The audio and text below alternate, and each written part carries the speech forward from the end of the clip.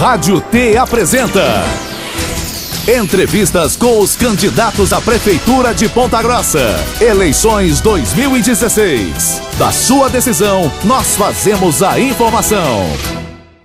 7h10. Bom dia para você, ouvinte da Rádio T. Estamos com TNews para Ponta Grossa e toda a região dos Campos Gerais. Hoje, quarta-feira, dia 14 de setembro de 2016. Eu sou Clarison Cava e comigo Marely Martins. Bom dia, Marely. Bom dia, Clarison. Bom dia para você, ouvinte da Rádio T.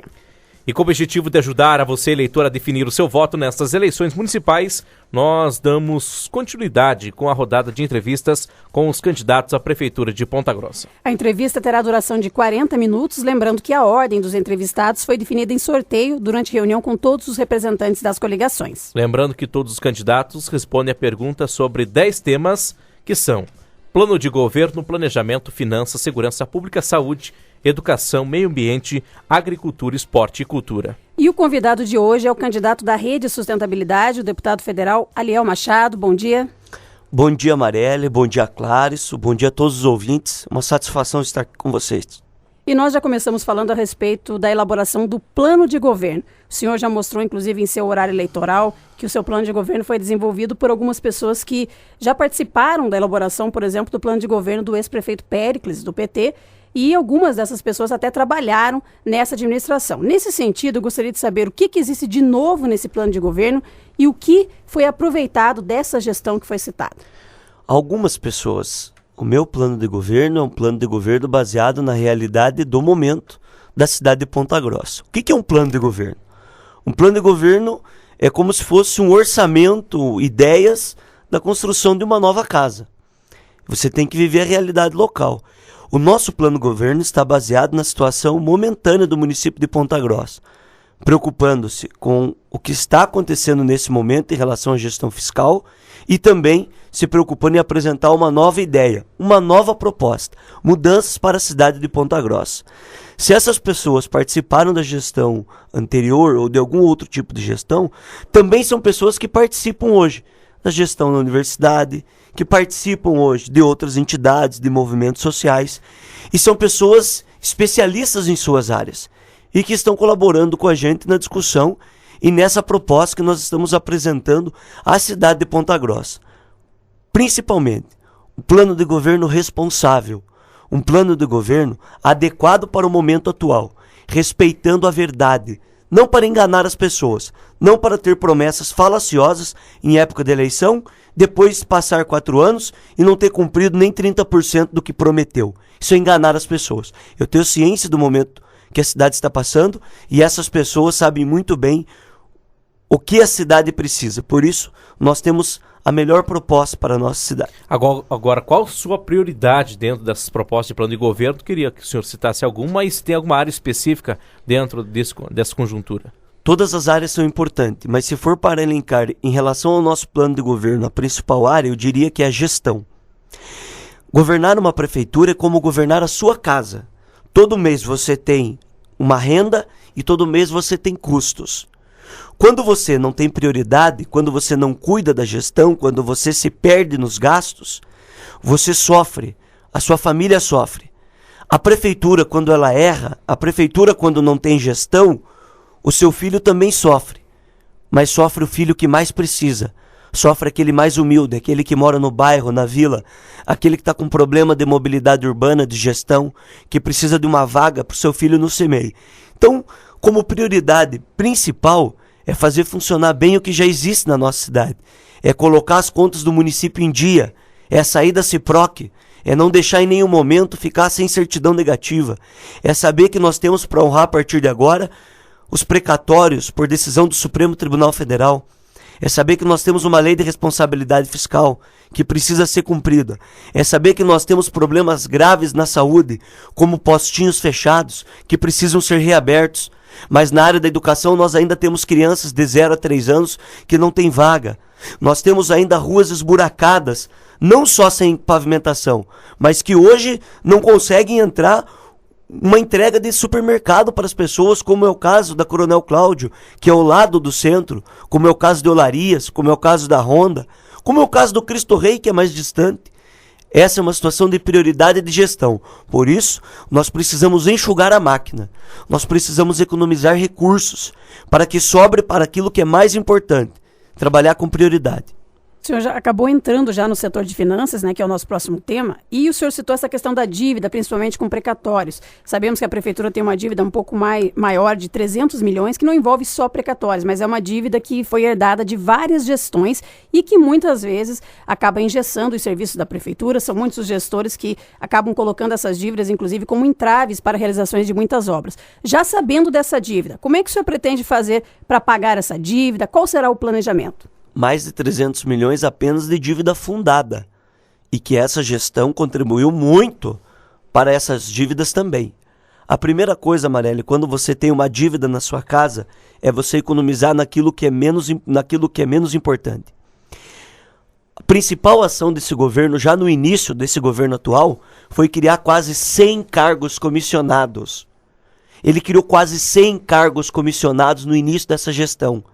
Aqueles cargos para acordos políticos, aqueles cargos como nós tivemos o pastor Isaías denunciando há uns 2 anos atrás no Ministério Público que ele era um cargo contratado pelo prefeito que não tinha o que fazer na prefeitura, se autodeclarando fantasma. Eu estou dizendo de uma matéria e de um ato que está na justiça, verdadeiro.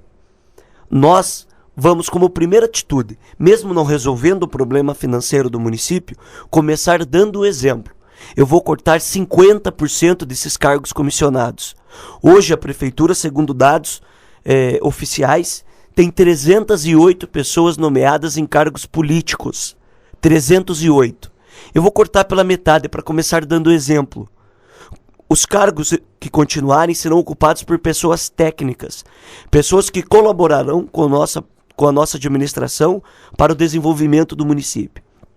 Eu também vou dar condições para os funcionários públicos da prefeitura que trabalham no setor financeiro, que trabalham no setor de fiscalização, inclusive contratando mais auditores fiscais, para que esses possam fazer um trabalho de arrecadação ainda maior. Ponta Grossa tem o segundo maior setor industrial do Paraná, mas Ponta Grossa está muito aquém ainda da arrecadação de municípios que tem um porte financeiro parecido com a gente, um porte de pessoas parecido com a gente, como é o caso de Maringá, que arrecada mais de 1 bilhão e 200 milhões por ano. Ponta Grossa tem um orçamento que não chega a 750 milhões. Então é preciso começar dando exemplo, cortando aonde não é necessário, para que sobre para aquelas coisas mais importantes. E outra, eu já fiz isso. Eu já fiz isso, mesmo não tendo me comprometido. Quando eu fui presidente da Câmara, cada vereador tinha 4 assessores. Mesmo os vereadores não sendo escolhidos por mim, como presidente da Câmara, eu diminuí para 3 assessores. Quando eu fui presidente da Câmara, eu implantei o sistema de rastreamento nos veículos da Câmara Municipal. Isso deu uma economia de mais de 70% somente em combustível. A Prefeitura de Ponta Grossa gasta hoje por ano, os senhores que estão me ouvindo, quase 7 milhões de reais por ano somente em combustível. Nós temos pessoas na prefeitura ganhando salários astronômicos, enquanto outros funcionários públicos importantíssimos para nós são desvalorizados. É preciso não ter amarras políticas, é preciso ter gestão, responsabilidade. Eu sou uma pessoa jovem. Se eu não conseguir administrar e fazer na prefeitura o que eu fiz na Câmara, eu não terei mais condições de continuar na política. Eu aceito esse desafio de me colocar como candidato a prefeito e peço o apoio das pessoas porque eu acredito que a cidade pode melhorar e que esse momento, que é um momento de crise política, crise financeira, crise ética, crise moral no nosso país, é preciso nós darmos um basta e apostar na renovação verdadeira, não a renovação apenas pela idade, mas a renovação de quem conhece o que as pessoas estão passando com problemas sérios. E eu conheço isso. Eu não digo que pavimentação é importante porque o povo está sofrendo e eu vejo isso em época de eleição. Eu digo isso porque eu moro numa vila que eu nunca me mudei de lá e a minha rua também não tem pavimentação, que é uma rua em frente a uma escola municipal. Em frente a uma escola municipal que não tem pavimentação. Quando eu digo que a saúde precisa melhorar e que nós não estamos trabalhando com prioridade, é porque a minha família usa o Sistema Único de Saúde E a minha esposa, por exemplo, usa o CAS. A minha mãe usa o CAS que foi fechado pelo atual prefeito. Quando eu digo que é preciso melhorar a mobilidade urbana, é porque eu conheço e a minha família também usa o sistema de transporte público. Eu não estou fazendo demagogia.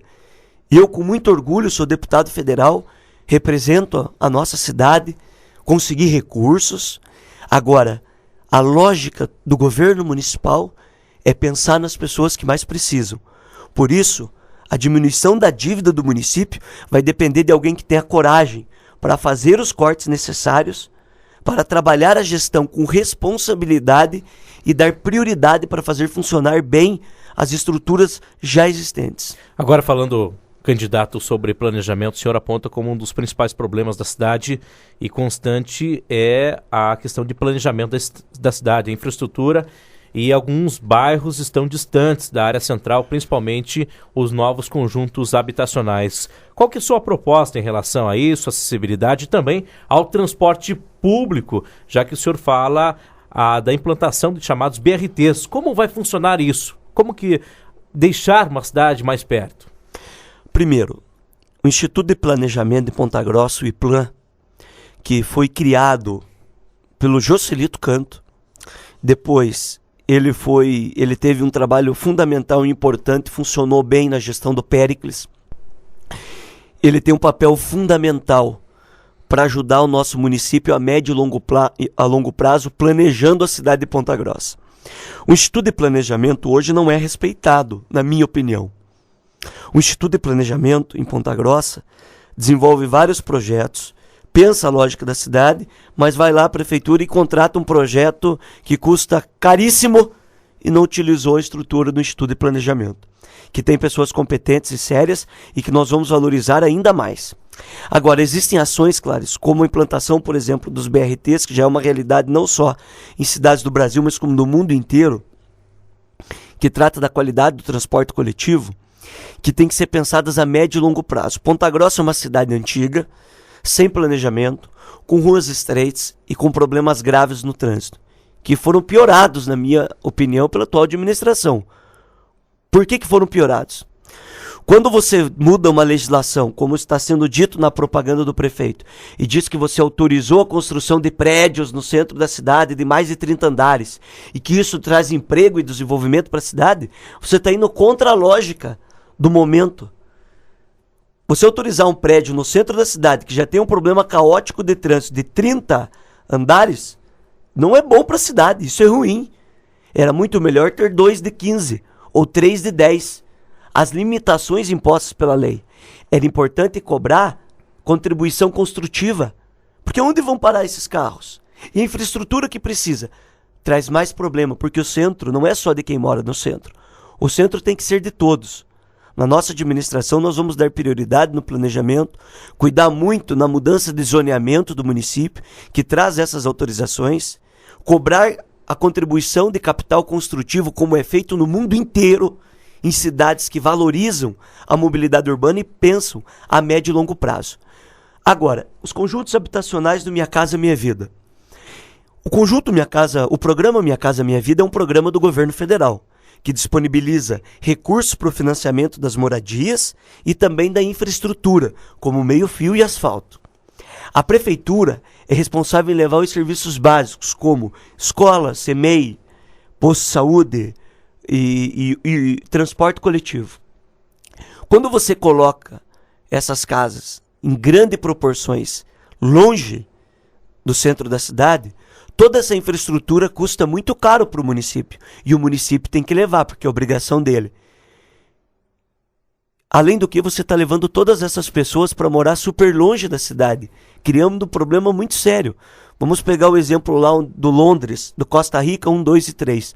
O problema do acesso. Primeiro entregou milhares de moradias através do governo federal, que não é da prefeitura, governo federal. É uma parceria com a Prolar. E o acesso. Hoje tem pessoas que têm que sair 25, meia hora, 40 minutos antes para ir para o seu trabalho, porque fica parado naquela rotatória que não existe ainda perto do matadouro para chegar no seu serviço. É preciso pensar com responsabilidade antes de querer fazer politicagem e entregar obra. Na minha administração, a Prolar vai ser protagonista.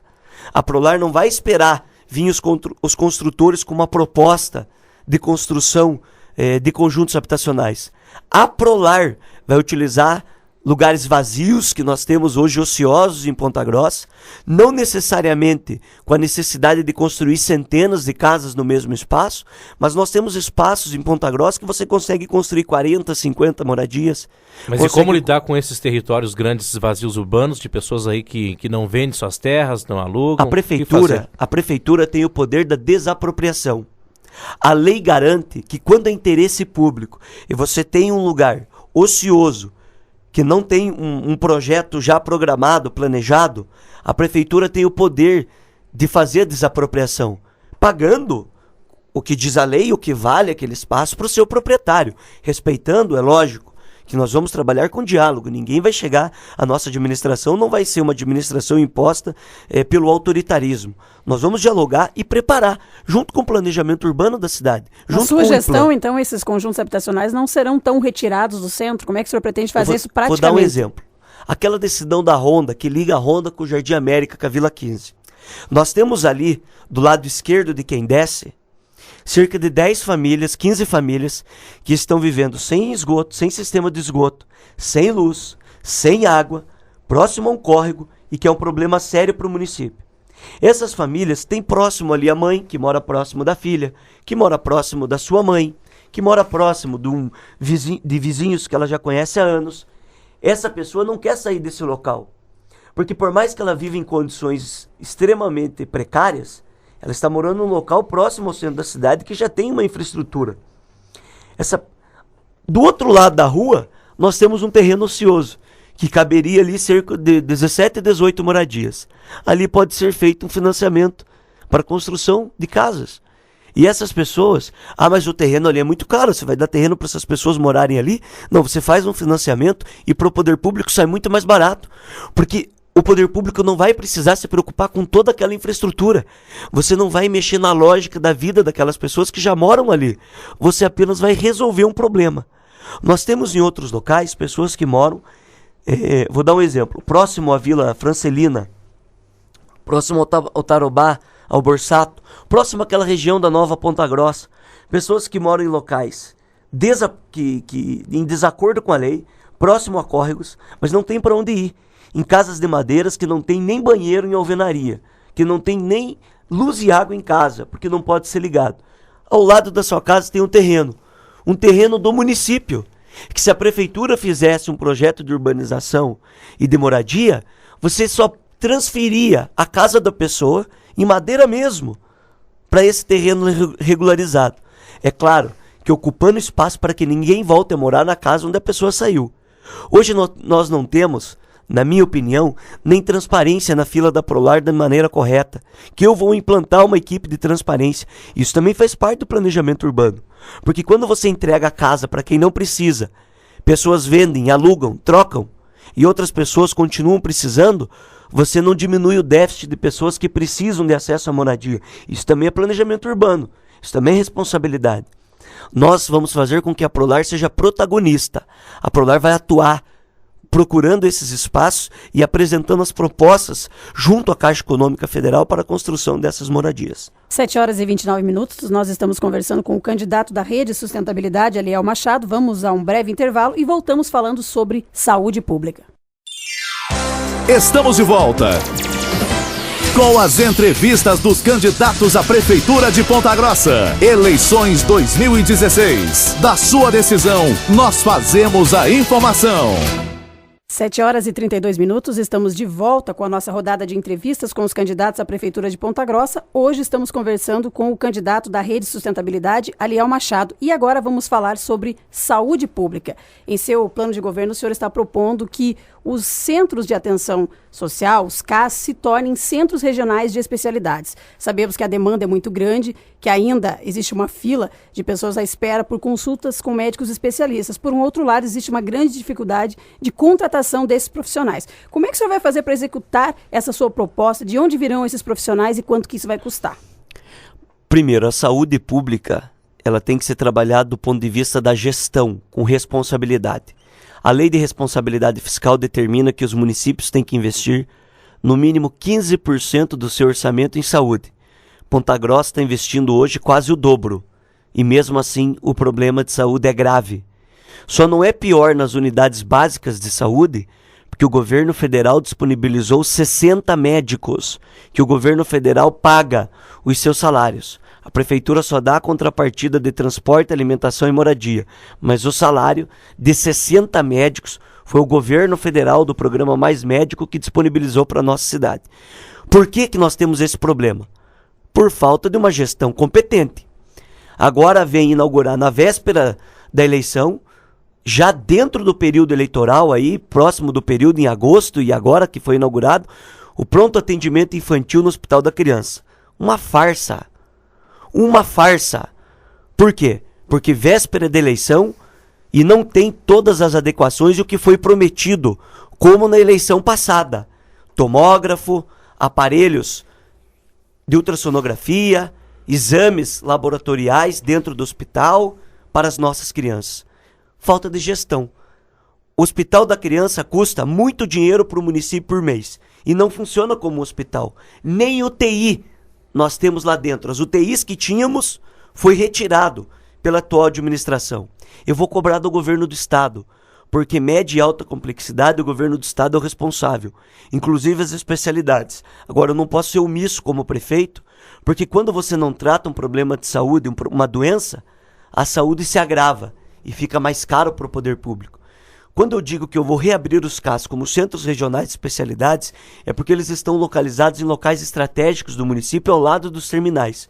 E nós temos algumas especialidades, como por exemplo o pneumologista, como o cardiologista, que trabalham com doenças crônicas, que atuam dentro da área de doenças crônicas. Então o médico da unidade básica de saúde faz o encaminhamento para esse especialista e o especialista pode indicar o tratamento adequado para a pessoa que sofre com uma doença como essa. Como demora muito, a doença pode se agravar. Existem milhares de pessoas na fila hoje. O que nós vamos fazer é uma interação maior entre o médico da unidade básica de saúde com o médico especialista. Por que os centros de atenção à saúde, os CAS, foram fechados? Porque o poder público não tem demanda hoje suficiente para atender, porque ele trata-se ali de atenção básica à saúde e a atenção básica não pode ser terceirizada. E ela era terceirizada, era a FAO-EPG que estava cuidando. O senhor vai acabar com a terceirização? Não pode atenção básica, por lei federal, ser terceirizada. Atenção básica à saúde não pode por lei. É crime. Tanto que foi fechado os CAS. E as outras?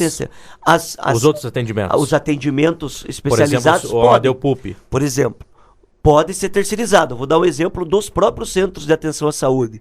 Se você contrata uma empresa com esses médicos especialistas específicos, eu não vou ter todas as especialidades dentro de todos os centros de atenção à saúde, mas eu quero dividir em polos. Quantas especialidades teríamos cada então? Polo, e cada um desses polos terá, de acordo com a demanda que nós temos hoje nas filas, que são milhares de pessoas, as principais especialidades. E essas especialidades, elas podem ser terceirizadas. E fica até mais fácil, você contrata uma empresa, essa empresa responsável pelo número de especialistas, você vai conseguir ter a demanda necessária. Porque hoje, dentro da saúde, nós temos dificuldade até de ter os profissionais, mesmo abrindo o concurso público. Temos que ser realistas. A terceirização não é em todo caso ruim. É preciso dar prioridade para o servidor público, atenção básica de saúde, valorizar os serviços essenciais. Mas existem casos que não é possível. Hoje a UPA é terceirizada e funciona bem. É claro que hoje está com superlotação porque o prefeito não quis uma UPA, porque ele preferiu gastar em cargo comissionado e disse que não tinha dinheiro para manter uma UPA. Ponta Grossa ganhou 2 UPAs. Uma inaugurada pelo prefeito Vosgrau, que o atual prefeito demorou quase 2 anos para abrir, e uma outra do Jardim Carvalho, que o governo federal ia bancar a obra e depois, como prevê o programa, ajudar na manutenção, com uma certa porcentagem menor. O governo municipal disse que não queria, que não tinha condições de manter essa UPA, que é um mini hospital, um programa importante do governo federal. Então é gestão. Na nossa administração, prioridade, Marelli. Nós temos postos de saúde fechados, como o da 31 de março, que as pessoas têm que se dirigir até a Vila Mariana, como o da Vila Eugenberg, que as pessoas têm que usar como postinho de saúde o CAS que foi fechado do terminal da Nova Rússia, como o postinho da 31 da Vila Santo Antônio. como o postinho lá em cima que atende o Londres, o Costa Rica, 1, 2 e 3. Isso precisa mudar. Mas precisa de médicos, precisa de pessoas. Como é que o senhor vai fazer a trazer? contratação de pessoal para essas unidades? Qual que é diferente dos outros candidatos? Com esses 60 médicos da Unidade Básica de Saúde, que nós temos hoje do Programa Mais Médico, mais os quadros do município para as unidades básicas de saúde, que é esse atendimento da atenção primária, nós temos profissionais. O que nós precisamos fazer é um bom planejamento. Não uma unidade básica de saúde está fechada há quase 2 anos. Que hoje é uma realidade, que estavam abertas. Mas e a contratação desses especialistas, por exemplo? Porque os médicos que vêm pelo Mais Médicos são exclusivamente para atenção primária, atenção básica, são clínicos gerais. E esses médicos especialistas, como é que o senhor vai contratar esses médicos? Inclusive, eles não podem atender fora da unidade básica de saúde. Por isso que eu respondi ao Clares, quando ele me perguntou como eu faria para funcionar essas unidades básicas das vilas. Nos centros de atenção à saúde, nós vamos cobrar uma participação do governo do estado em relação às especialidades e também vamos dar uma contrapartida pelo município. Agora, nós vamos economizar onde os gastos não são necessários. Como, por exemplo, Hospital Materno Infantil, que atende não só, que nós queremos transformar o Hospital da Criança, ele não atende só demandas de Ponta Grossa, ele atende demandas da região como um todo, de vários municípios. E a contrapartida do estado hoje é muito pequena. Eu vou sentar com o governador e pedir ajuda, exigir que o estado cumpra com a sua obrigação. O Hospital Materno Infantil que nós queremos criar pode fazer uma parceria importante com a universidade, porque nós temos hoje o nosso curso de medicina e não temos um hospital materno infantil, um hospital da criança verdadeiro hoje, para que seja um ponto de referência também para o nosso curso de medicina. Então nós vamos melhorar a gestão, investir no que é prioridade e não deixando faltar remédio, porque está faltando remédio, está faltando profissionais, está faltando abrir essas unidades básicas de saúde e está faltando gestão. Agora o senhor falou em sua campanha sobre o SAMU, nos pontos de cidadania, que a gente vai falar um pouco para frente ainda também sobre esse outro tema, mas agora, nessa área de saúde, como que o senhor vai concretizar esse projeto do SAMU, esses 10 pontos de cidadania, que a gente sabe hoje do problema que é o SAMU em Ponta Grossa, nós temos aí poucas ambulâncias, como integrar esse sistema aqui em Ponta Grossa? O SAMU também é um programa do governo federal, custeado pelo município, e que ele atende o município de acordo com a demanda do município. Agora, Ponta Grossa, geograficamente, tem um problema muito grave, porque os bairros são muito distantes e nós temos bairros onde para a ambulância chegar demora-se muito, principalmente em horário de pico. E agilidade no atendimento é crucial quando é atendimento de urgência e emergência, como é o SAMU. Então nós vamos descentralizar esse serviço e aumentar o número de ambulâncias com a participação da Secretaria de Saúde. O que é o primeiro atendimento protocolar do SAMU?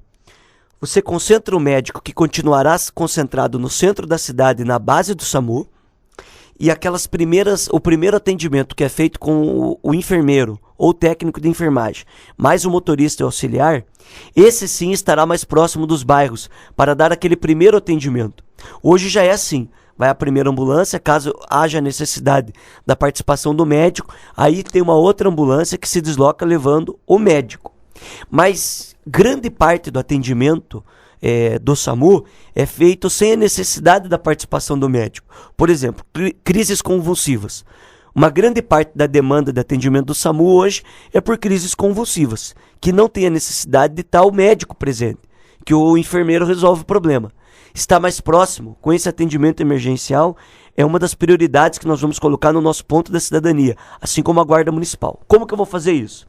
As ambulâncias que nós já temos disponibilizadas pelo programa do SAMU serão descentralizadas e as demais, porque são 10 pontos. Mas isso precisa gente, precisa contratação, candidato. Como que o senhor vai fazer esse custo alto? Hoje, quando você descentraliza um serviço como esse, por exemplo, quando eu cortar 100 cargos comissionados, só aí eu resolvo o problema da contratação do SAMU, das unidades que estão só nos cargos comissionados, que eu vou cortar mais de 150 cargos. Qual é o impacto anual disso, desse corte? Hoje se gasta por mês R$1.800.000 somente com cargos comissionados na prefeitura. Nós temos mais de 300 pessoas contratadas, o que é um número excessivo, na minha opinião, muito grande para o município. E que eu, diferente do que se diz terceira via aí, votou favorável quando era para criar 100 cargos comissionados. Votou favorável quando a prefeitura meteu quase 40% de aumento na taxa do lixo, no lombo do povo. Vim falar agora é fácil. Vim aqui fazer discurso em época de eleição é fácil. Agora é o momento das pessoas terem clareza sobre a diferença de cada um dos candidatos. Candidato, agora vamos falar sobre outro assunto, que é educação. O senhor está propondo o funcionamento de CMEIs noturnos. Nós já tivemos, na campanha passada, promessas de horário estendido de CMEI, e isso não foi colocado em prática. Visto que serão necessários, por exemplo, nessa sua proposta de CMEIs noturno, com funcionamento até às 10 horas da noite, por exemplo, é claro que vai precisar de mais profissionais, mais recursos do município. Como colocar isso em prática? Como é que vai funcionar a dinâmica? Bom, por que na passada foi nos prometido 1 hora a mais nos CMEIs e não foi cumprido? Porque você muda toda a lógica sem poder contratar uma nova equipe. Na verdade, você tem que estender o horário dos que já estão lá. O CMEI noturno é uma realidade que vai ajudar, inclusive, na questão do desemprego em Ponta Grossa. E já é uma realidade em municípios longe de Ponta Grossa e com diferença econômica, como é o caso de São Paulo, mas também é uma realidade com municípios parecidos com o nosso, como Maringá. Hoje existe CMEI noturno em Maringá, em Curitiba, em São Paulo. Por que nós não podemos ter? Ponta Grossa também merece. E vai funcionar da seguinte maneira. Hoje, uma mãe leva o seu filho para o CMEI durante o dia e ela pode estar estudando ou trabalhando à noite. Então ela não tem convívio com seu filho. Porque quando a criança volta à tarde do CMEI, a mãe está trabalhando ou estudando. Quando ela volta para casa, o filho já está dormindo. Ela fica longe da sua criança, não tendo convívio.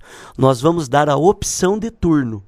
Aquela mãe que trabalha no shopping até as 10 da noite, que trabalha num supermercado até as 10 da noite, que trabalha no comércio até as 10 da noite, que estuda numa faculdade ou na nossa universidade até as 10 da noite, vai ter um local adequado, seguro, com programa pedagógico suficiente para atender a demanda dessa criança. E os profissionais serão contratados como? Eu vou explicar. A nossa ideia é a implantação de até 10 CMEIs, dependendo da demanda. Então não vão ser todos os CMEIs que vão atender dessa maneira, vão ser distribuídos em regiões da cidade que contemplem o município geograficamente e que serão implantados de maneira gradativa. No primeiro ano nós não teremos a implantação porque depende da elaboração e da contratação de novos profissionais e também de um plano pedagógico muito responsável para atender a demanda dessa criança. Afinal, o profissional da educação não é cuidador de criança, ele é um profissional da educação, ele é um professor. Nós vamos ter, no segundo ano de governo, a implantação de 3 CMEIs noturnos, no terceiro ano de mais 3 e no quarto ano de mais 4, totalizando 10 CMEIs. Com isso, essas mães que trabalham à noite, que estudam, vão ter a opção de turno. Se ela quiser deixar o seu filho nesse período, ela vai ter que ficar com o seu filho durante a manhã, porque ela estuda ou trabalha à noite. Então não corre o risco da pessoa, por exemplo, trabalhar o dia inteiro, estudar à noite e deixar o filho de dia e à noite no Não CMEI. pode. Tem limite máximo estabelecido por lei. E nesse contraturno à noite, vai ter um plano de ensino diferente? Como que vai ser Claro, isso? ele tem que ser adequado, porque, por exemplo, uma criança hoje, segundo a Organização Mundial de Saúde, ela tem que dormir 13 horas por dia. Se você pega um horário como esse, é lógico que próximo às 9, 8, 9 horas da noite, você tem que ter um cantinho especial em relação a respeitar essa regra que os nossos pequenos têm. Eu fiz 2 anos, quase 2 anos do curso de pedagogia. Eu sou membro titular da Comissão de Educação no Congresso Nacional. E o que eu quero fazer é modernizar a nossa cidade. E o senhor acha que vai ter qualidade? Por exemplo, a criança não vai estar cansada à noite para aprender Não, porque alguma vai coisa? ser adequado. Nós vamos ter um ensino pedagógico, por exemplo, ela vai dar entrada às 14 horas no CMEI. Você tem como, a partir do momento da entrada, estabelecer um plano de atuação pedagógica que atenda essas necessidades. E uma criança como essa também não está indo lá, a criança do CMEI de 0 a 3 anos, não está indo lá para aprender a ler e escrever. Tem toda uma lógica pedagógica em relação a isso. Eu não tenho nenhuma dúvida que essa criança vai ser bem atendida e que vai respeitar essas regras. Claro, isso já existe esse programa em outros municípios. Curitiba, que é a 100 quilômetros de Ponta Grossa, já tem CMEIs noturno, que atendem até às 11 horas da noite. São Paulo atende próximo da meia-noite, para que possa ter essa condição. Hoje, nós temos mães que estão sofrendo e não têm um atendimento adequado. O senhor não me respondeu sobre os profissionais. O senhor vai pegar da estrutura que já existe ou o senhor vai contratar mais? Não, porque os profissionais da estrutura que já existe têm uma carga horária.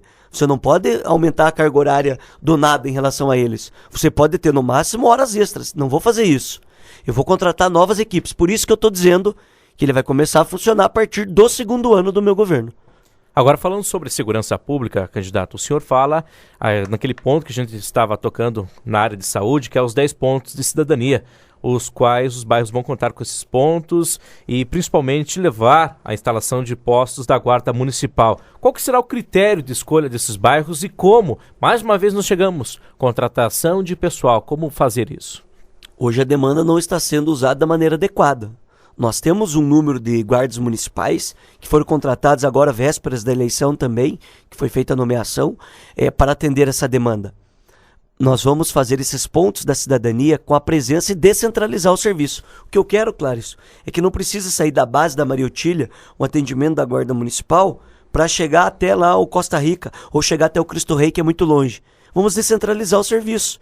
Vamos cobrar do governo do estado a atuação em relação às polícias, porque é responsabilidade do governo do estado. Quem vem prometer modos policiais, como nos prometeram na eleição passada para Santa Paula e não fizeram, está faltando com a verdade em relação ao povo. Quem vem nos prometer agora módulos policiais novamente nos bairros da cidade, me desculpe, com todo respeito, mas não sabe o que está falando, porque não tem gestão sobre a polícia. Nós vamos descentralizar o serviço da Guarda Municipal, que é o que é possível para o prefeito.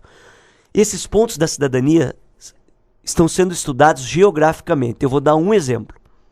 Eu estive ao lado da Associação de Moradores do Parque Nossa Senhora das Graças. Nós temos um terreno público, subutilizado hoje, que pode ser um ponto da cidadania. Por que aquele espaço?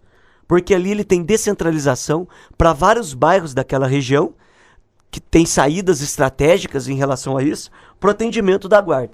Nós temos ali o Monte Carlo, Jardim Esplanada, nós temos ali o Santa Mônica, nós temos ali o próprio Parque Nossa Senhora das Graças, nós temos ali a Vila Isabel, nós temos ali o Canal 7, nós temos ali vários bairros próximos que vão ser atendidos por esse ponto da cidadania num local estratégico. Tem saídas para todos eles.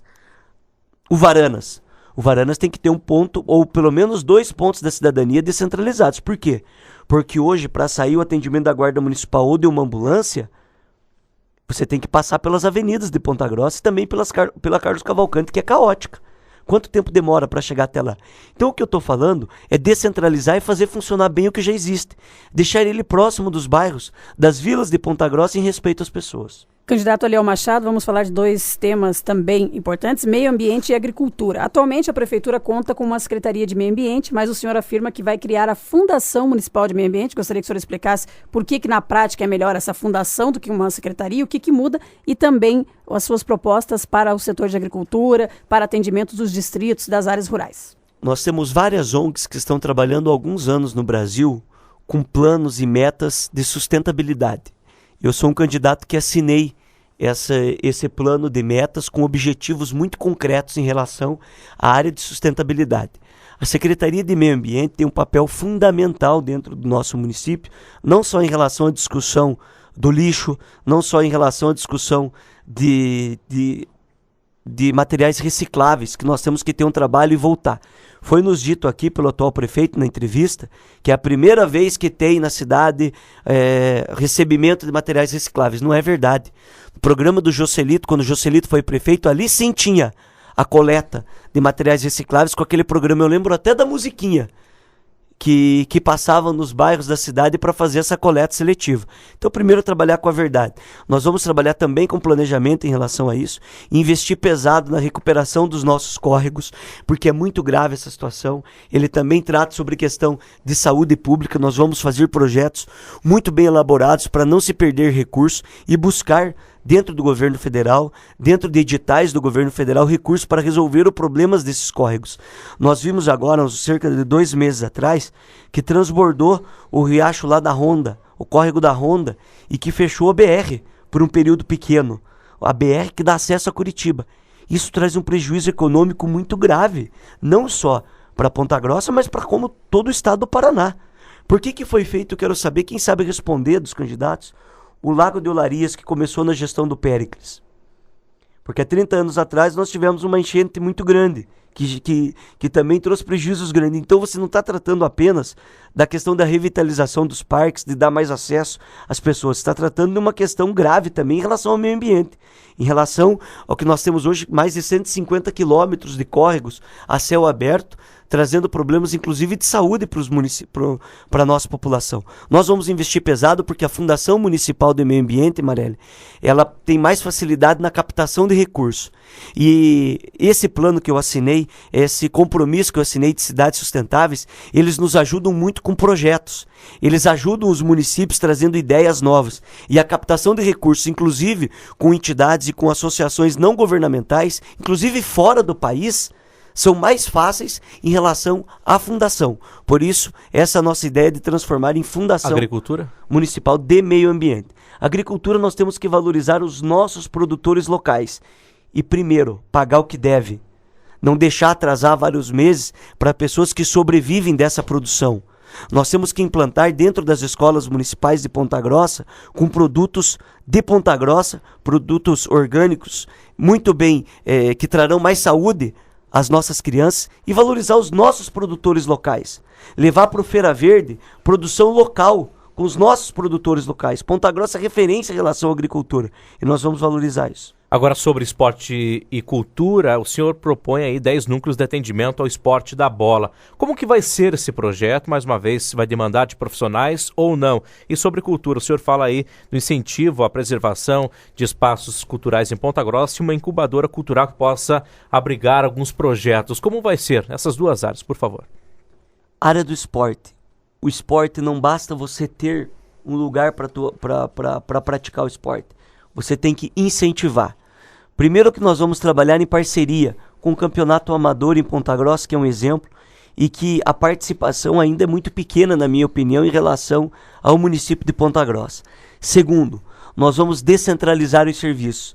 Aqueles ginásios que o Joselito fez quando era prefeito, os campos de futebol society, que muitos foram com dinheiro do governo federal, investimento do governo federal, que estão nos bairros de Ponta Grossa, nós vamos ter profissionais para incentivar a prática do esporte. E essas escolas da bola, que nós queremos fazer através de parceria. Por exemplo, nós temos na Universidade Estadual de Ponta Grossa um curso de Educação Física de extrema qualidade que a Prefeitura pode fazer parcerias, inclusive ter ajuda de mão de obra desses estagiários, que são competentes e que sabem desenvolver esse serviço. E nós vamos levar esporte para todos os bairros da cidade. Vamos voltar com a Copa Cidade Viva, que vai se chamar Copa Cidade de Ponta Grossa. E ações para a cultura, candidato? Eu preciso terminar do esporte, que é muito sério, e vou falar da cultura também. É que o tempo, né, tá se encerrando. Nós vamos voltar com a Copa, que vai envolver, inclusive, a questão juvenil. Em relação à cultura, nós temos que valorizar os nossos artistas locais. Nós temos muitas pessoas que dependem do município de Ponta Grossa, artistas locais de extrema qualidade, que hoje não têm... Quanto tempo eu tenho? 30 segundos. Artistas locais que ainda não têm o incentivo necessário. E a incubadora é para descobrir isso também. Vamos valorizar os espaços, revitalizar os espaços que nós temos de cultura que ainda não foram, para valorizar a nossa história, a história da nossa querida cidade de Ponta Grossa. Sua consideração final, 15 segundos. Quero agradecer todas as pessoas que nos ouviram, quero pedir para elas procurarem mais sobre as nossas propostas. A ideia central é fazer funcionar bem o que já existe, e eu conheço a situação fiscal do município. Quero desejar os parabéns à nossa querida cidade, que amanhã está de aniversário, e agradecer a Rádio T por essa oportunidade. E nós agradecemos a participação do candidato Aliel Machado, da Rede Sustentabilidade. Rádio T, Rádio T, Rádio T. Eleições 2016. Da sua decisão, nós fazemos a informação.